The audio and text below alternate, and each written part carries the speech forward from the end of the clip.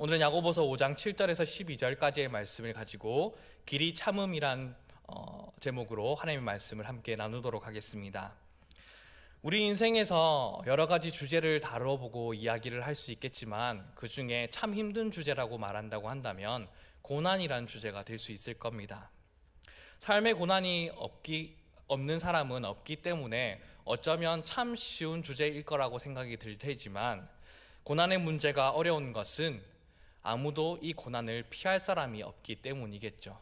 그래서 믿음의 성숙이 고난을 결코 면제해 주지 않기 때문에 우리는 이 고난의 문제를 다룰 때에 참 어렵다, 그리고 우리 입 밖으로 이 무언가를 내뱉기가 참 어렵구나라는 것을 우리는 너무나도 잘 알고 있습니다. 예를 들어 어떤 분을 보게 되면 그 누구보다도 착한 것 같고 믿음으로 살아오신 것 같은데 그런 분의 삶의 형편이 참 많이 어렵습니다. 그리고 그런 분 가운데에 아니나 다를까 중병에 걸려서 고통받아 엎친 데 겹친 격을 삶을 살아내는 사람들도 참 많이 있기 때문이겠죠. 그러니 믿음이 좋다고 고난이 결코 면제되는 것은 아닙니다. 오히려 하나님께 사랑받는 사람일수록 더 큰 고난을 당했음을 우리는 말씀을 통하여 확인하게 됩니다. 우리가 잘 아는 믿음의 사람 다윗도 고난의 시간을 보냈던 사람입니다. 다윗은 이스라엘 왕으로 기름 부음 받게 됩니다. 그리고 골리앗을 물리친 다윗은 모든 백성들의 칭송을 받으면서 사울 왕의 사위가 되게 되죠. 그런데 아주 잠깐이었습니다. 사울 왕의 질투 때문에 다윗은 지독한 고난의 시간을 견딜 수밖에 없게 되었습니다. 자신을 죽이려는 사울의 추적을 피해 다니는 도망자 신세가 되었던 것이죠. 심지어 적국 블레셋 왕에게 청하여 작은 성에 살게 되었지만 얼마 후 블레셋과의 전쟁이 일어나게 되고 결국에는 자신의 나라와 함께 싸울 수밖에 없는 그러한 처지에 될 수밖에 없었습니다. 그러니 그의 마음이 얼마나 괴로웠을까요? 또 하나님께서 이스라엘의 왕으로 기름 부음한 사람이 곡을 치러 가는 것뿐만 아니라 그 전쟁에 참가하지 못하고 다시금 돌아오게 되는 발걸음을 하게 되지만 이게 웬일입니까? 자기가 살던 성이 모두 불타버렸고 부하와 가족이 모두 포로로 잡혀가는 그러한 고난의 길을 겪게 되는 것이 바로 다윗의 인생이었습니다. 그 광경을 본 다윗과 그 무리는 어떻게 반응했습니까? 사무엘상 30장 4절 말씀 가운데서는 다윗과 그와 함께한 백성이 울 기력이 없도록 소리를 높여 울었다라고 분명하게 기록하고 있습니다. 그리고 형편이 이 지경까지 되자 충성하였던 사람들조차 돌을 들어 다윗을 치려고 했죠. 다윗이 무슨 잘못을 하였습니까? 그가 한 일이라고는 하나님을 위해 골리앗을 물리치고 사울왕에게 충성한 것밖에는 없었습니다. 그런데 얼마나 그 삶이 외롭고 힘들었겠습니까? 다윗의 이 심정을 우리는 이해할 수 있을까요? 이 이야기를 들어볼 때 어쩌면 다윗처럼 그러한 인생을 똑같이 살아가는 것은 아니지만 우리의 형편이 곧 그와 같다라고도 볼 수 있겠죠. 그러니 우리는 그런 고난을 당해 보았거나 그런 심정 가운데에 오늘도 이 자리에 나온 분들이 계실 겁니다. 그럼에도 불구하고 다윗은 어떠합니까? 그러한 인생에 고난이 숱하게 있었음에도 불구하고 하나님의 합한 자라라는 칭호를 받으며 오늘날까지도 둘째가라면 서러운 믿음의 사람으로 우리 가운데에 기억되고 있습니다. 그러면 우리에게 찾아오는 고난의 문제는 언제든지 우리에게 찾아오기 때문에 우리는 이 고난의 문제를 어떻게 대처하느냐가 참 중요할 겁니다. 우리가 함께 나누었던 야고보서 5장 1절과 6절까지의 말씀은 다시금 물질과 하나님 사이에서 우리의 우선순위에 대해서 되짚어 보았다라고 한다면 오늘은 고난이란 주제로 다시 한 번 더 성숙한 그리스도인은 어떻게 대처하며 삶을 살아내야 되는지, 참 성숙한 그리스도라고 칭할 수 있는지 말씀을 통하여 깨닫는 은혜가 우리 가운데 있기를 간절히 소망합니다. 하나님께서는 오늘의 본문을 통하여 분명히 말씀하십니다. 먼저 7절의 상반절 말씀입니다. 그러므로 형제들아 주께서 강림하시기까지 길이 참으라. 제일 처음 그러므로라고 나오고 있죠.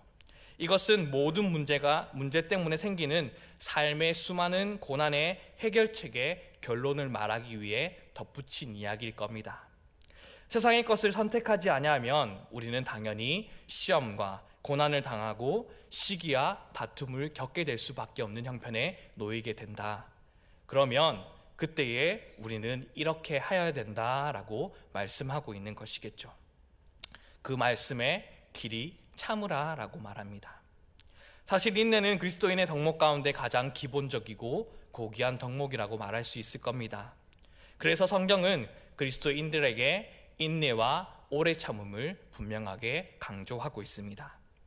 우리가 읽은 본문 가운데서도 6번 나오는 인내와 오래 참음이란 단어는 마크로디메오라는 단어와 히포메노라는 두 종류의 헬라어 단어로 기록하고 있습니다. 살면서 여러 고난을 당하게 되는데 그 중에 인간관계가 깨어져서 생기는 고난이 오고 아플지라도 관계 가운데서도 인내하라라고 우리에게 말씀하고 계시며, 또 환경이나 상황으로 말미암아 생기는 아픔 속에서 인내할 것을 말씀하고 있는 것이죠. 병이나 가난 같은 어려운 상황 속에서 인내하는 그것 말입니다. 또 야고보는 참음을 강조하기 위해 두 가지를 또 언급하고 있습니다. 첫 번째는 주의 강림하시기까지라는 강조의 표현입니다. 이것은 주님께서 다시 오시는 재림하기까지 참으라는 말도 되겠지만, 야고보서는 우리 삶의 영역 가운데에 곧 실천하는 영역에 대한 말씀을 하고 있다는 것을 다루어 볼 때에 주의 강림하시기까지의 의미를 우리가 그렇게 생각해 본다고 한다면, 우리가 고난 가운데서도 기도하고 참으면 주님께서는 그냥 계시지 않고 주님이 나타나셔서 우리 삶에 개입하여 주신다라는 것을 우리에게 말씀해 주고 있는 겁니다. 다시 말하면 하나님께서는 절대 사랑하는 아들, 딸들을, 사랑하는 그리스도인들은 고난 가운데에 방치하지 않으시는 분이다라는 것을 말씀 속에 우리에게 말씀해 주고 있는 겁니다. 어떤 진정한 부모가 어린아이가 우는데 끝까지 방치하겠습니까? 하물며 하나님 아버지께서는 어떠하시겠습니까? 또 인내를 강조하기 위해 농부의 예를 들고 있습니다. 오늘 본문 7절과 8절까지의 말씀을 다시 한 번 더 읽어보도록 하겠습니다. 시작. 그러므로 형제들아, 주께서 강림하시기까지 길이 참으라. 보라, 농부가 땅에서 나는 귀한 열매를 바라고 길이 참아 이른 비와 늦은 비를 기다리나니 너희도 길이 참고 마음을 굳건하게 하라. 주의 강림이 가까우니라. 아멘. 곡식을 수확하기까지는 참는 것이 필요합니다. 가나안 땅에서는 이른 비와 늦은 비가 내려야 싹을 트기도 하고 그 싹에 열매를 맺게 되는 것이게 되겠죠. 조급하고 군다고 할지라도 그 수확은 결코 얻을 수 없다라는 말입니다. 땅의 열매를 바라는 농부도 길이 참고 기다리는데, 하늘의 열매와 상급을 받고 하늘의 소망을 둔 성도들은 더욱 참고 기다려야 되지 않겠냐라는 우리를 향한 도전의 말씀이 되는 것이겠죠. 그런데 단순히 인내하라고만 강조하지 않으십니다. 무조건 참으라고 말씀하시지 않으셨죠. 인내로 주어질 좋은 결과들을 분명하게 강조하고 계십니다. 인내할 때에 인내한 사람에게만 주어지는 축복이 반드시 있다라는 것이죠. 그러니 주 안에서 길이 참고 인내하는 삶을 통해 우리의 삶에 좋은 것으로 하나님께서 주시는 인내의 결실을 받아 누려가는 복된 인생이 우리의 인생이 될 수 있기를 간절히 소망합니다. 두 번째로 나눌 것은 마음을 굳건하게 하라라는 겁니다. 8절 말씀 가운데에 너희도 길이 참고 마음을 굳건하게 하라. 주의 강림이 가까운다라고 말씀합니다. 또 고난이 왔을 때에 참는 것과 더불어 함께 마음을 굳건하게 하라라고 우리에게 말씀하십니다. 왜 마음을 굳건하게 하라고 말씀하셨을까요? 우리가 어려움 속에서 행동을 자제하고 계속해서 참을 때에는 우리 마음 가운데에 어떤 일이 일어나게 됩니까? 너무 참아서 마음에 병이 들 수 있습니다. 그래서 보면 참 신기하죠.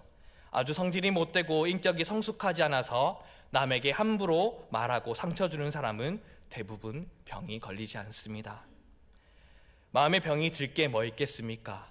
닥치는 대로 말하고 자기가 하고 싶은 대로 다 행동하니 그 마음 가운데 결코 병이 들지 않겠죠.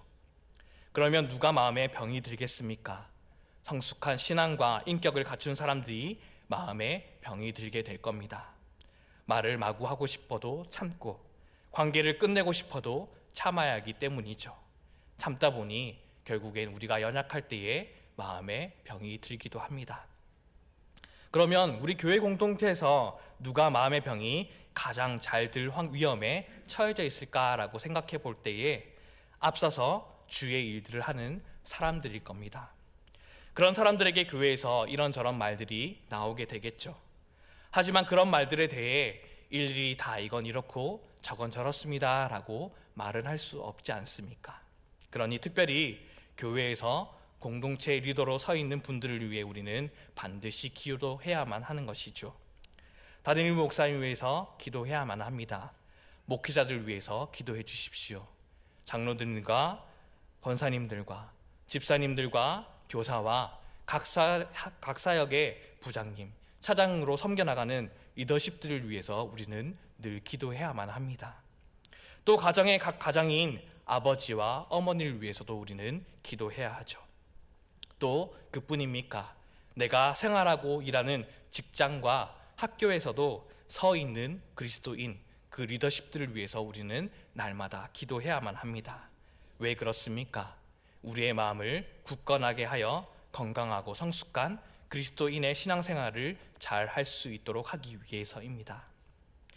이렇듯 복잡하고 힘든 인간관계에서 마음을 지키는 힘이 우리 가운데 반드시 필요한데, 이것이 사역을 하는 사람들에게서 반드시 필요한 것이겠죠. 유약하고 쉽게 상하고 다치는 마음으로 하나님의 사역을 하기는 결코 쉽지 않습니다. 하나님의 사역을 쉽지도 않고 영혼을 도울 수도 없겠죠. 그러므로 우리는 반드시 주의 일을 할 때에 가장 먼저 기도하고, 사역을 하는 중간에도 기도를 해야 되며, 사역을 마치고 나서도 또 우리는 기도해야만 하는 겁니다. 그렇게 기도하고 하나님의 은혜를 간구해야 하는 것이죠.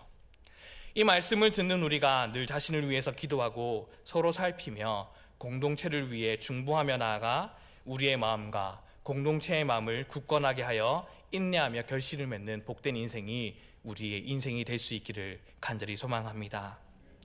이렇게 마음을 굳건하게 하고 길이 참는 삶을 매일 쉽게 살아낸다고 한다면 우리는 참 좋겠죠.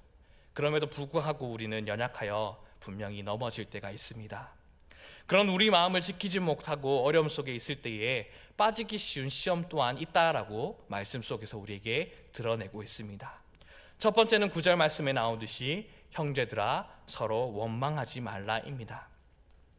어려운 순간 맞이하게 되면 사람들이 가장 먼저 환경을 탓하고 다른 사람을 탓하기 쉽습니다. 삶이 힘들 때에 가장 빠지기 쉬운 죄가 바로 원망과 불평이기 때문입니다. 그러나 성경은 아무리 부당한 대우를 당해도 그 악에 직접적으로 저항하지 않기를 바라고 있습니다. 특히 힘들고 어려울 때에 우리의 마음과 입술을 조심해야 되는 것이죠. 말로 죄를 짓지 말라고 합니다. 그래서 원망과 불평은 말로 죄를 지을 수밖에 없는 것이겠죠. 원망을 얼마나 혹독하게 다루고 있는지, 형제들아 서로 원망하지 말라, 그리하여 심판을 면하리라, 보라 심판주가 문 밖에 서 계신다라고 오늘 말씀 가운데 분명히 말씀하고 계시지 않습니까? 또 고린도전서 10장에 보면 이스라엘 백성이 멸망한 이유가 분명히 나오게 됩니다. 그 큰 세 가지 이유가 우상 숭배, 간음, 원망이라고 기록하고 있습니다. 이스라엘 백성이 40년 동안 광야 생활을 하고 멸망한 가장 큰 원인 중 하나를 바로 원망이라고 꼽고 있는 것이죠. 여러분 삶 가운데에 원망이 사라지기를 간절히 소망합니다. 이것을 해결하기 위한 좋은 방법은 우리 교회에 이런 좋은 문화를 꼭 가지는 겁니다. 그것은 문제 있을 때 외에 원망보다 하나님께 기도하고 우리가 서로를 살피며 도울 일들을 찾고 함께 그 도울 일들을 실제적으로 실천해 나가는 것이죠. 그렇게 우리는 서로의 약점들을 돌봐주고 함께 길이 참아내는 공동체가 될 수 있기를 간절히 소망합니다. 우리는 고난이 올 때에 길이 참고 마음을 굳건해야 하며 원망하지 말아야 하고, 또 한 가지 어려움이 올 때에 이러한 어려움감, 위험에 빠지지 말라고 합니다. 그것은 맹세하지 말아야 됩니다. 맹세와 고난이 어떤 연관이 있습니까? 이 명령은 여러 어려운 일들도 우리가 중압감을 받을 때에 성급한 결정과 약속을 하는 우리의 성향에 대해서 분명히 꼬집고 있는 겁니다. 어떤 성도는 이렇게 고백합니다. 삶의 무게를 이기지 못하고 예수 그리스도를 부인하기까지 합니다. 내가 이날까지 교회를 다녀보니 하나님 없어. 다 거짓말이야. 세상의 교회와 세상은 다 똑같아. 그냥 똑같은 존재들이야. 그렇게 말하며 하나님은 살아계시는데 황급히 나의 어려움으로 말미암아 살아계신 하나님 앞에서 큰 죄를 짓는 것을 보게 됩니다. 또 어떤 사람은 하나님의 짐의 무게를 덜어주신다면 이런저런 일을 하겠다고 약속하면서 하나님과 거래하려는 일들을 감당하게 하려 합니다. 하지만 오늘 말씀은 그 고난을 피하기 위해 이런 헛된 맹세와 결정을 하지 말라라고 우리에게 말씀하고 있는 거죠. 그러면 우리는 어떻게 해야 합니까? 현실적으로 어려움들이 우리 가운데 계속해서 닥칠 때에 흠이 들죠.